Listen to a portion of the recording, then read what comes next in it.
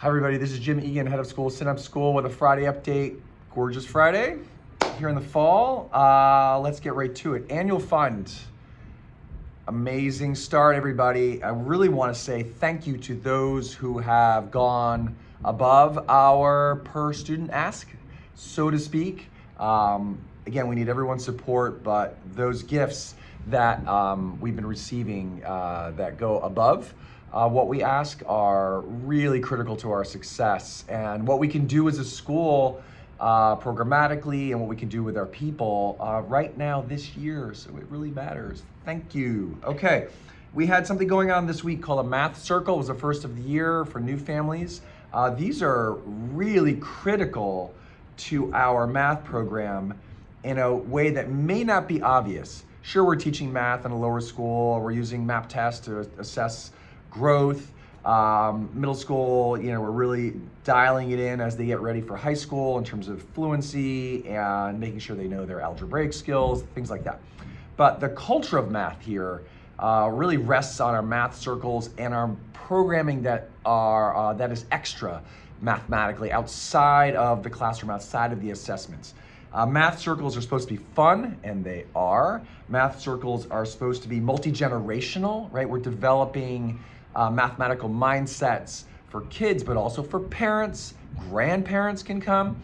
And we want the kids and the adults to know that everyone can do it.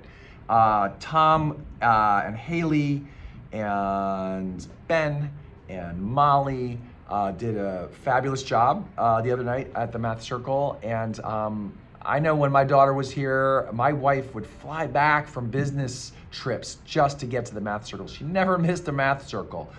So we had a big showing the other night, but for the new families, they might not understand what math circles are and how important they are to the mathematical culture that we're creating, so families can take this actually home and make sure that their students, their children are looking at math not just as something to do at school, not just something that is around counting, but actually it's playful, it's artistic, it is a way to make sense of the world and that everyone can do it.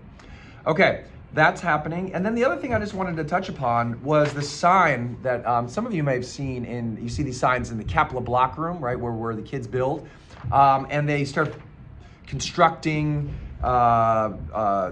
things, buildings and worlds, and who knows what they're building. And then they leave signs. Please do not touch. This is by Jax. Thank you with an exclamation point.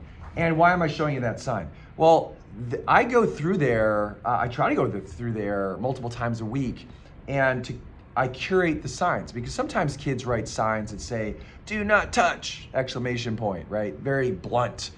I take those signs away. I was just talking to Eric, our facilities guy, about this.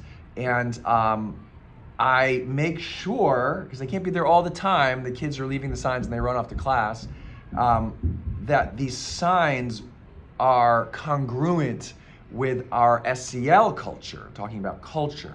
So I curate them, and I think most importantly, we collectively pay attention to things like this. So when we say SEL school, it doesn't mean kids all write signs as wonderful as Jack's. Some of them are a little more blunt, and it doesn't mean every kid every day is, roses and ice cream and wedding cakes. It doesn't mean that's going on here.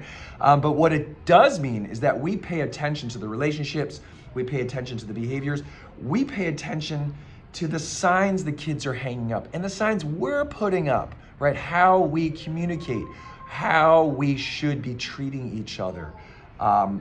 Civility matters, kindness matters. I just passed a teacher in the hallway. She had a Be Kind t-shirt on. I sent an email yesterday to the staff to make sure we are cognizant of students' eyes. Like, sometimes they don't want to make eye contact with us. That's okay.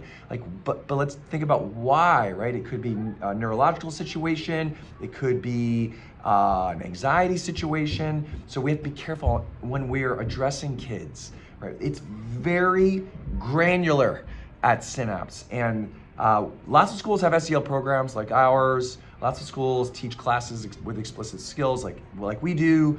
but to be school rooted and found the foundation of it being around emotional intelligence, you've got to go right to the science, and then you got to take action, and then you also have to say, hey, awesome job, Jax, and make sure they see that we see them too.